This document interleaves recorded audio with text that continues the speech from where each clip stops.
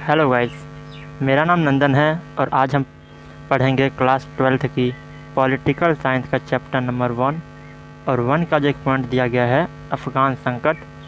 आज हम इसके बारे में पढ़ेंगे कि अफ़गान संकट क्या था। ठीक है गाइस, देखिए, अफ़गान संकट के बारे में जानने से पहले हमें ये जानना ज़रूरी है कि आखिरकार वर्ल्ड के मैप में अफ़गानिस्तान है कहाँ पर और इसके पड़ोसी देश कौन कौन से थे। ठीक है, तो चलिए देखते हैं। गाइस देखिए, ये है हमारा अफ़गानिस्तान। ठीक है, ये अफ़गानिस्तान है और आप अगर ध्यान से देखेंगे तो आप देखेंगे पूरे होल वर्ल्ड के अंदर अफ़गानिस्तान बिल्कुल बीच में पड़ता है। ठीक है, इसीलिए हमें अफ़गानिस्तान काफ़ी ज़्यादा इम्पोर्टेंट हो जाता है हर देश के लिए। क्यों? क्योंकि देखिए, अगर कोई पश्चिमी देश, ठीक है, जैसे पश्चिमी देश हैं, इनको अगर पूर्वी देश की ओर जाना होगा तो वो भी अफ़गानिस्तान के रास्ते से ही जाएंगे। अगर कोई पूर्वी देशों को पश्चिमी देशों की ओर जाना होगा तो वो भी अफ़गान के रास्ते से ही जाएंगे। ठीक है, अगर कोई ऊपर का देश यानी जो उत्तर का देश है, उत्तरी दुनिया के देश, वो अगर नीचे की ओर आना चाहे तो उनको भी अफ़गानिस्तान के रास्ते से जाना पड़ेगा। और अगर कोई नीचे का देश ऊपर की ओर जाना चाहे तो उनको भी अफ़गानिस्तान के रास्ते से ही जाना पड़ेगा। ठीक है, तो अफ़गानिस्तान हम अगर देखते हैं तो व्यापार या किसी भी मामले में बिल्कुल मिड पे पड़ता है, जिसके कारण अफ़गानिस्तान हमारे लिए काफ़ी ज़्यादा इम्पॉर्टेंट हो जाता है। तो चलिए अब देखते हैं अफ़गानिस्तान के पड़ोसी देश कौन कौन से हैं। ठीक है, देखिए, अफ़गानिस्तान के पड़ोसी देशों में से सबसे पहले आता है भारत, फिर पाकिस्तान, उसके बाद चीन, फिर तजाकिस्तान, फिर उज़्बेकिस्तान, तुर्कमेनिस्तान और लास्ट में है ईरान। ठीक है, अब देखिए वर्ल्ड के मैप में देखते हैं ये सब देश कहाँ कहाँ हैं। तो ये देखिए, ये जो आपको दिखाई दे रहा है ये है हमारा अफ़गानिस्तान। ठीक है, इस साइड में है इंडिया। ठीक है गाइस, अगर आप ध्यान से देखेंगे तो देखिए इंडिया का जो मैप है वो यहीं तक है, यानी कि हमारा इंडिया यहीं तक है। ठीक है, और जो ये अफ़गानिस्तान है ये यहाँ तक है। तो डायरेक्टली इंडिया और अफ़गानिस्तान के बीच कोई कनेक्शन नहीं है। ठीक है, लेकिन फिर भी जो हमारा भारत है ये अफ़गानिस्तान का पड़ोसी देश है। वो कैसे, वो हम आगे देखेंगे। ठीक है, देखिए, सबसे पहले हमारा इंडिया है, उसके बाद पाकिस्तान, फिर चीन। देखिए यहाँ से कनेक्ट हो रहा है, क्योंकि मैं ध्यान से दिखाता हूँ आपको। देखिए चीन यहाँ कनेक्ट है। ठीक है, फिर तजाकिस्तान, देखिए तजाकिस्तान ये रहा, ये भी कनेक्ट है। उसके बाद आता है उज़्बेकिस्तान, उज़्बेकिस्तान ये रहा, फिर तुर्कमेनिस्तान और फिर लास्ट में है ईरान। ठीक है, ये 7 देश अफ़गानिस्तान के पड़ोसी देश हैं। ठीक है, अब चलिए देखते हैं जो भारत है हमारा, वो भारत अफ़गानिस्तान का पड़ोसी देश कैसे है। ठीक है, देखिए ये है हमारा अफ़गानिस्तान, नीचे के साइड में दिया गया है हमारा पाकिस्तान और इधर है इंडिया। ठीक है, अब देखिए, अगर आपको पता होगा तो हमारे पाकिस्तान का कब्जा है। ठीक है, जो कि हमारा भारत का मैप अगर देखा जाए तो ये पूरा हमारा ये भारत ही है, यहाँ से लेके ये सारा हमारा भारत है, जिस पर किसका कब्जा है अभी, पाकिस्तान का। ठीक है, पाकिस्तान का इस जगह पर कब्जा है, जिसके कारण भारत और अफ़गानिस्तान के बीच कोई भी बॉर्डर नहीं रहा अब के टाइम पे। लेकिन अगर हम राजनीतिक सीमा की बात करें तो राजनीतिक सीमा के हिसाब से अभी भी हमारा लगभग 106 किलोमीटर का बॉर्डर जो है इंडिया और अफ़गानिस्तान शेयर करते हैं आपस में। ठीक है, चलिए आगे देखते हैं। देखिए अफ़गानिस्तान की विशेषता। ठीक है, अफ़गानिस्तान की विशेषता देखते हैं क्या क्या है। अहमद शाह अब्दाली ने अफ़गानिस्तान की खोज 1919 में की। ठीक है, अहमद शाह अब्दाली जो थे उन्होंने अफ़गानिस्तान की खोज कब की, 1919 में। गाइस देखिए, ये अहमद शाह अब्दाली कोई खोज नहीं किया था अफ़गानिस्तान को, इन्होंने आज़ाद करवाया था अफ़गानिस्तान को। ठीक है, अब अगर आज़ाद करवाया तो ये गुलाम किसका था, ये भी देख लेते हैं। गाइस 1919 से पहले अफ़गानिस्तान भी एक भारत का ही हिस्सा था, ठीक है, जिसको क्या किया गया, आपको पता होगा सन 1919 के टाइम पे क्या था कि हमारे भारत पर अंग्रेज़ों का शासन था, यानी कि ब्रिटेन का, ठीक है, ब्रिटिश सरकार का हमारे भारत पर शासन था, जिसके कारण क्या हुआ कि जब अफ़गानिस्तान से, देखिए अफ़गानिस्तान को ब्रिटिश सरकार ने क्यों छोड़ा, क्योंकि जितने भी आतंकवादी होते थे वे अफ़गानिस्तान के रास्ते इंडिया में एंटर करते थे, ठीक है, और एंटर करने के बाद इंडिया में या पाकिस्तान में हमला बोल देते थे। गाइस देखिए पाकिस्तान उस टाइम पे हमारा भारत का ही हिस्सा था, क्यों, क्योंकि पाकिस्तान आज़ाद हुआ है 1947 में, ठीक है, और ये बात मैं कब की कर रहा हूँ, 1919 की। तो उस टाइम पे हमारा पाकिस्तान जो है वो भी एक भारत का ही हिस्सा था, ठीक है। तो क्या करते थे, जो आतंकवादी था वो आतंकवादी अफ़गानिस्तान के रास्ते भारत में एंटर करते थे और वो पाकिस्तान या फिर ऊपर के देश जैसे जम्मू कश्मीर हो गया, इन सब राज्यों में आकर हमला कर देते थे, जिसके कारण ब्रिटिश सरकार को बहुत बड़ा नुकसान झेलना पड़ता था, ठीक है।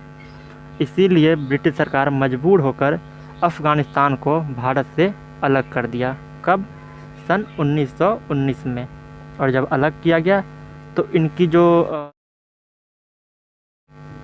जिसको हम कहते हैं जैसे राष्ट्रपति, ठीक है, तो वो कौन बने, अहमद शाह अब्दाली, ठीक है, इनके नेतृत्व में ही अफ़गानिस्तान को आज़ाद किया गया और इन्होंने ही अफ़गानिस्तान का पूरा कारोबार संभाला, ठीक है। अब चलिए आगे देखते हैं।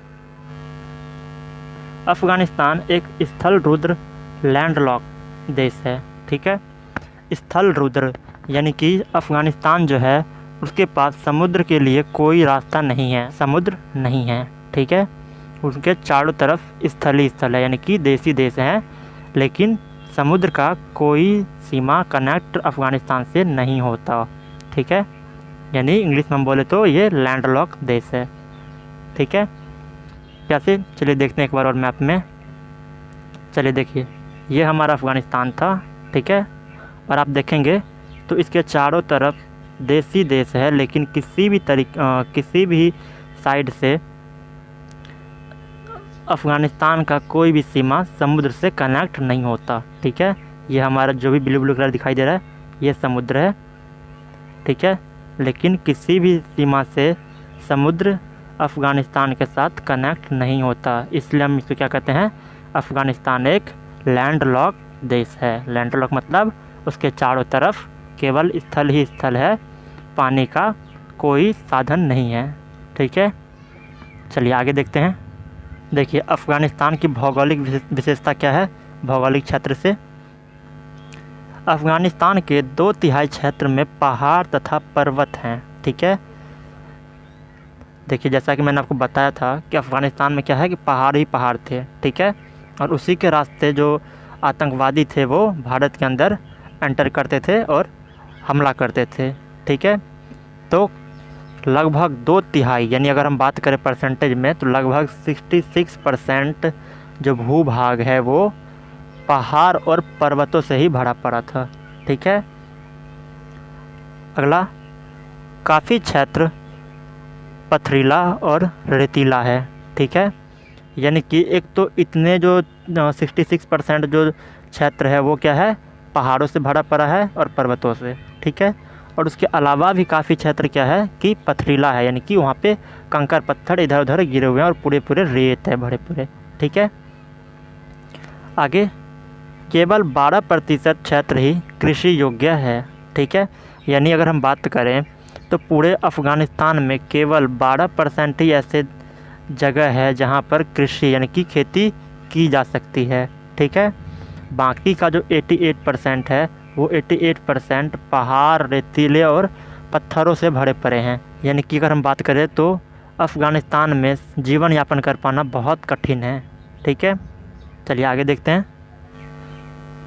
आधारभूत संरचना, सड़क, परिवहन ढांचा, जुड़ाव बहुत कम है, ठीक है, यानी अफ़गानिस्तान में अगर हम देखें तो आधारभूत संरचना जो हमारे टेक्नोलॉजी के मामले में होते हैं, ठीक है, सड़क, परिवहन यानी गाड़ियाँ, उनका ढांचा, उनका जुड़ाव, सब कुछ क्या है, बहुत ज़्यादा ही कम है, ठीक है।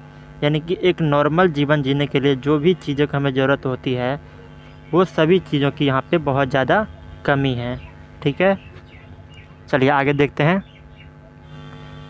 अफ़गानिस्तान की आबादी, यहाँ की आबादी कैसी है? यहाँ की आबादी जनजातीय है, ठीक है, जनजाति यानी कि आदिवासी सब, ठीक है, जो बहुत पुराने काल से ही चले आ रहे हैं, आदिवासी वाला उस टाइप का जनजाति यहाँ पर लोग यहाँ पर पाए जाते हैं, ठीक है। देखिए आदिवासी यानी जनजाति में भी कौन कौन से कैटेगरी के लोग हैं?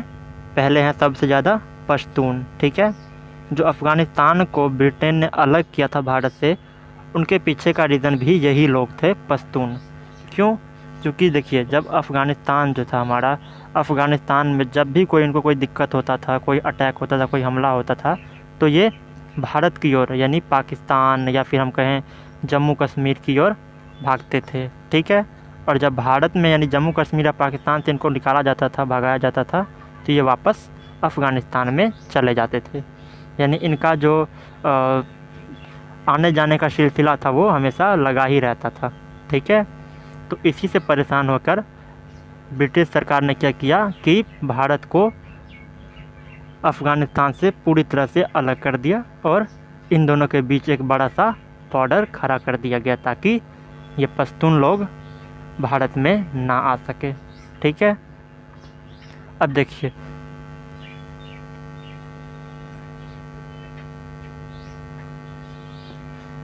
जो पश्तून हैं, पश्तून अफ़गानिस्तान में कितने हैं? 42%, ठीक है। फिर आते हैं ताजिक, ताजिक कितना है? 27%। फिर आता है उज़्बेक, उज़्बेक कितने हैं?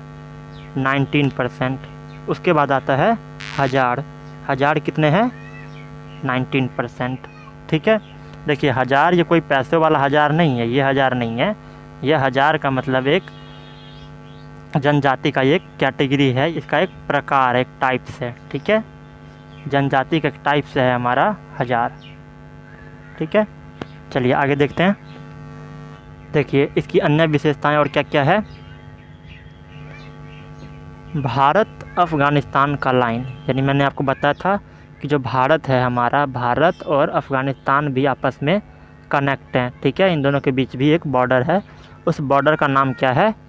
उस बॉर्डर का नाम है डूरंड लाइन, ठीक है।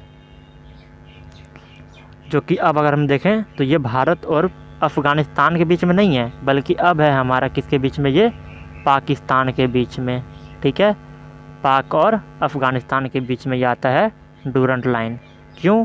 क्योंकि पाक ने भारत के आधे हिस्से पे, जम्मू कश्मीर का जो भाग था उस पर अपना कब्जा जमा रखा है, ठीक है, जिसके कारण अब भारत और अफ़गानिस्तान के बीच कोई भी डायरेक्ट कनेक्शन नहीं रहा। समुदायों का कब्रिस्तान, ठीक है, जो हमारा अफ़गानिस्तान है उसको हम समुदायों का कब्रिस्तान भी कहते हैं। क्यों? क्योंकि देखिए अफ़गानिस्तान को जीतने के लिए कई सारे देश ने कोशिश किया, ठीक है, यहाँ तक कि ब्रिटेन, अमेरिका और जो भी सोवियत संघ है, बड़े बड़े देश, उन सब ने अफ़गानिस्तान को जीतने की कोशिश की, लेकिन कोई भी अफ़गानिस्तान को जीत नहीं सका। क्यों?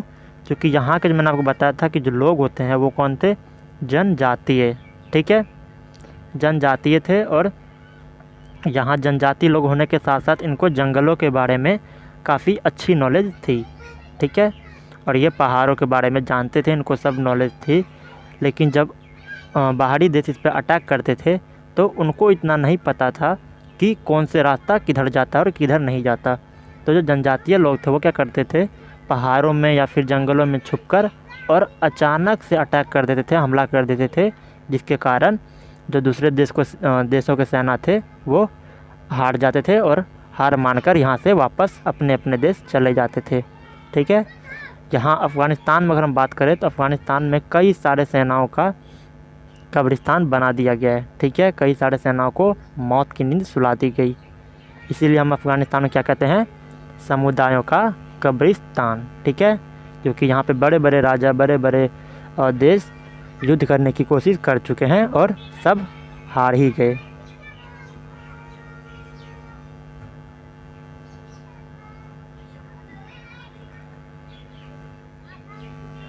अगला है एंग्लो अफ़गान संधि। ठीक है, एंग्लो अफ़गान संधि यानी कि इसी संधि के तहत अफ़गानिस्तान को भारत से अलग किया गया था। किसके द्वारा? ब्रिटिश सरकार द्वारा। ठीक है,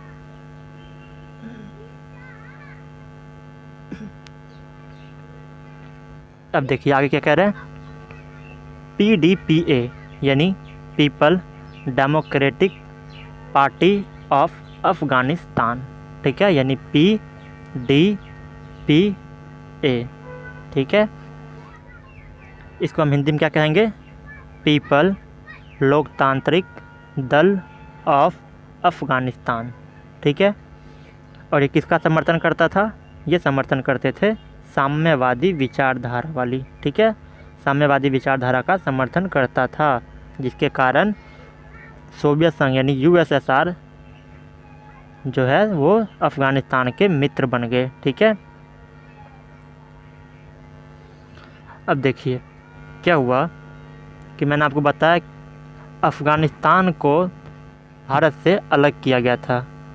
और कौन अलग किए? ब्रिटिश सरकार ने। ठीक है, और जब अलग किया तो अफ़गानिस्तान जो था हमारा अफ़गानिस्तान, इसको चलाने के लिए भी कोई चाहिए। तो वो कौन थे? वो मैंने बताया था आपको स्टार्टिंग में ही, वो थे अहमद शाह अब्दाली। ठीक है, वो स्टार्टिंग मैंने आपको बताया था, अहमद शाह अब्दाली के नेतृत्व में ही अफ़गानिस्तान को आज़ाद किया गया था। ठीक है, और जब ये अफ़गानिस्तान आज़ाद हुआ तो उसको चलाने वाली जो पार्टी थी, उस पार्टी का ही नाम था PDPA। ठीक है, जिसका फुल फॉर्म क्या था? People democratic party of Afghanistan. ठीक है, जिसको हिंदी में हम बोलते हैं पीपल लोकतांत्रिक दल ऑफ अफ़गानिस्तान। ये साम्यवादी विचारधारा वाली सरकार थी। ठीक है, इसी वजह से क्या हुआ कि इस पार्टी का जो समर्थन कर रहे थे वो कौन कर रहे थे? USSR। ठीक है, यानी सोवियत संघ। चलिए अब आगे देखते हैं। देखिए अफ़गानिस्तान कई बार युद्ध लड़े थे। ठीक है, उनमें से एक युद्ध देखिए सबसे पहले क्या था? अफ़गान वर्सेस मराठा। ठीक है, जिसमें से कि मराठा हार गए थे।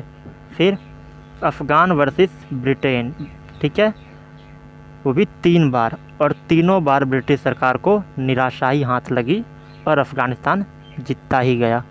ठीक है, फिर हुआ अफ़गानिस्तान में एक गृह युद्ध, यानी कि जो यहाँ की सरकार थी PDPA, उनके खिलाफ सारे जनता बोलना शुरू कर दिए। ठीक है, उसको हम कहते हैं गृह युद्ध। उसके बाद कौन सा हुआ? उसके बाद आया हमारा अफ़गानिस्तान वर्सेस सोवियत संघ यानी USSR। ये लगभग 10 साल तक चला था। ठीक है, 10 वर्ष, ये युद्ध 10 वर्ष तक चला और फिर भी अफ़गानिस्तान हार नहीं माना और सोवियत संघ को हार मानकर अपने देश वापस जाना ही पड़ा। अब चलिए आगे देखते हैं अफ़गान संकट। ठीक है, अभी तक हमने अफ़गानिस्तान के बारे में जान लिया कि अफ़गानिस्तान है कहाँ, उसकी पड़ोसी देश कौन कौन से हैं, यहाँ की भौगोलिक क्षेत्र कैसा है, यहाँ आबादी कैसी थी, इन्होंने कितना युद्ध लड़ा। ठीक है, अब हम देखते हैं अफ़गान संकट के बारे में, इनकी पूरी डिटेल। ठीक है, चलिए शुरू करते हैं। देखिए अफ़गान संकट का दौर सन 1979 टू 1989। ठीक है, यही टाइम पीरियड था जब अफ़गानिस्तान और सोवियत संघ, कौन? USSR। ठीक है, इन दोनों के बीच युद्ध हो रहा था। इसी को हम कहते हैं अफ़गान संकट का दौर। ठीक है, मेन दौर यही रहा। देखिए कारण देखते हैं कि यह जो अफ़गान संकट है, जो सोवियत संघ वाला दौर था, उसके रीज़न क्या था। ठीक है, PDPA की सरकार को गिराना तथा साम्यवादी व्यवस्था ख़त्म करना। ठीक है, मैंने आपको बताया कि गृह युद्ध में जब बताया था आपको कि अफ़गानिस्तान के जो अपने जनता थे वो क्या करने लगे, धीरे धीरे अपने खुद की सरकार PDPA के ख़िलाफ़ बोलना शुरू कर दिया और उनकी सरकार को गिराना शुरू कर दिया। कौन सी सरकार? जो साम्यवादी सरकार थी, ठीक है। और देखिए किसने किया, ये किया मुजाहिदीन, ठीक है। मुजाहिदीन लड़ा के साम्यवादी शासित पीडीपीए की सरकार को गिराना चाहता था और ऐसा करने में अमेरिका उसका समर्थन कर रहे थे, ठीक है। जब मुजाहिदीन अफ़गानिस्तान से जो साम्यवादी सरकार थी इसको गिराने की कोशिश कर रहे थे, आंदोलन करने की कोशिश कर रहे थे, सड़कों पे लोगों को जमा करने की कोशिश कर रहे थे, तो उस टाइम पे मुजाहिदीन को जो भी आर्थिक सहायता या हथियारों की ज़रूरत पड़ती थी वो कौन देते थे? Direct America. क्यों? क्योंकि अमेरिका भी साम्यवादी को फॉलो नहीं करता और इसको नीचा दिखाने की कोशिश करता है, ठीक है। चलिए आगे देखते हैं। साम्यवादी के जनक सोवियत संघ पीडीपीए का समर्थन कर रहा था, ठीक है। अगर कोई जो जैसे हमारा अमेरिका था, ठीक है, अगर अमेरिका मुजाहिदीन का सपोर्ट करेगा तो ऐसा तो है नहीं कि सोवियत संघ अपने पीडीपीए की सरकार को गिरने से बचाएगा नहीं, ठीक है। तो सोवियत संघ भी क्या कर रहे थे? पीडीपीए को गिरने से बचा रहे थे, पीडीपीए का समर्थन कर रहा था, ठीक है, जिसके कारण तनाव बढ़ता ही गया, ठीक है। चलिए आगे देखते हैं। पीडीपीए सरकार के खिलाफ विद्रोह व आंदोलन बढ़ती ही जा रही थी, ठीक है। यानी पीडीपीए जो सरकार थी कौन सी? साम्यवादी वाली, ठीक है, उसके खिलाफ क्या हुआ कि विद्रोह और आंदोलन बढ़ते ही जा रहा था, ठीक है। इस आंदोलन को शांत करने के लिए पीडीपीए की सरकार ने सोवियत संघ से मदद मांगी, ठीक है। दिन ब दिन क्या हुआ कि पीडीपीए के खिलाफ आंदोलन बढ़ते जा रही थी और पीडीपीए अपने देश में जनता को संभाल नहीं पा रहे थे, ठीक है। सब विद्रोह में उतर आए थे, कई सारे जनता भीड़ लगा दिए इधर उधर कि हम पीडीपीए की सरकार को फॉलो नहीं करेंगे, ठीक है। तो अंत में पीडीपीए हार मानकर किसके पास गई? सोवियत संघ के पास, ठीक है। सोवियत संघ भी तुरंत अपनी सेना अफ़गानिस्तान में भेज दिया, ठीक है। जैसे ही पीडीपीए सोवियत संघ के पास मदद मांगने के लिए गए तो सोवियत संघ ने क्या किया? अफ़गानिस्तान के मदद के लिए अपनी सेना भेज दिया, ठीक है। इधर मुजाहिदीन लड़ाके ने भी अमेरिका से मदद मांगी। अब देखिए, जब पीडीपीए का सपोर्ट सोवियत संघ करेगा, सोवियत संघ उसके लिए अपना सेना भेजेगा, तो मुजाहिदीन अकेले तो लड़ नहीं सकता। तो मुजाहिदीन का दोस्त कौन थे? अमेरिका, ठीक है। तो मुजाहिदीन ने क्या किया? अमेरिका से मदद मांगी और अमेरिका भी अपनी सेना अफ़गानिस्तान में भेज दिया, ठीक है। तो क्या हुआ? जब मुजाहिदीन लड़ाके ने अमेरिका से मदद मांगी तो अमेरिका क्या किया? अपनी सेना अफ़गानिस्तान में भेज दिया मुजाहिदीन की मदद करने के लिए। अमेरिका पाकिस्तान तथा चीन जैसे देशों में आतंकवादियों को हथियार तथा आर्थिक सहायता करता था, ठीक है। जो अमेरिका है, अमेरिका क्या करता था कि आतंकवादियों को बढ़ावा देता था और, ठीक है, इनकी ट्रेनिंग का खर्चा उठाता था, इनको आर्थिक सहायता देना या हथियारों की अगर जरूरत पड़ती थी तो हथियार देते थे। क्यों? ताकि ये यूएसएसआर से लड़ सके और यूएसएसआर टूट जाए, ठीक है, या हार जाए, जिससे कि पूरी दुनिया में एक अमेरिका का वर्चस्व बना रहे। चलिए आगे देखते हैं। 1989 में बर्लिन की दीवार गिरने के बाद अमेरिका समझ चुका था कि सोवियत संघ कमज़ोर हो चुका है और उसने धीरे धीरे आतंकवादियों को हथियार तथा आर्थिक सहायता देना बंद कर दिया, ठीक है। देखिए क्या हुआ 1989 में, ठीक है, जब बर्लिन की दीवार को तोड़ दिया गया, ठीक है। तोड़ने के बाद क्या किया? अमेरिका को ये समझ आ गया था कि अब सोवियत संघ कमज़ोर हो चुका है, सोवियत संघ धीरे धीरे टूटने लगा है, ठीक है। तो अमेरिका ने क्या किया? धीरे धीरे करके आतंकवादी को जो हथियार देते थे, उनको आर्थिक सहायता देता था, वो धीरे धीरे देना बंद कर दिया। और इसे बंद करने के कारण ही क्या हुआ कि अमेरिका को बहुत भारी नुकसान झेलना पड़ा, जिसका परिणाम अमेरिका को क्या हुआ कि 9/11 जैसी आतंकवादी हमले से चुकाना पड़ा, ठीक है। क्यों? क्योंकि जब आतंकवादियों को अमेरिका ने आर्थिक सहायता और हथियार देना, सप्लाई करना बंद किया, तो आतंकवादियों को इस चीज़ का बहुत बुरा लगा कि जब तक हम यूएसएसआर से लड़ते रहे तब तक तो अमेरिका ने हमारा सपोर्ट किया, लेकिन जैसे ही हमने लड़ना छोड़ दिया तो अमेरिका हमारा सपोर्ट करना बंद कर दिया, यानी कि छोड़ दिया है। और इस चीज़ का आतंकवादियों को बहुत ज़्यादा बुरा लगा, और जो आतंकवादी थे यानी कि अमेरिका के द्वारा बनाए गए आतंकवादी अमेरिका के ही खिलाफ खड़े हो गए। और 9/11 यानी कि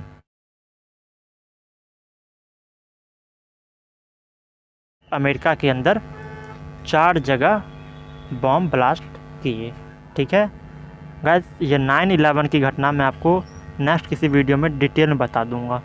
ठीक है, देखिए यही जो घटना थी, यही जो समस्याएं थी, उसी को हम क्या कहते हैं, अफ़गान संकट कहते हैं। ठीक है,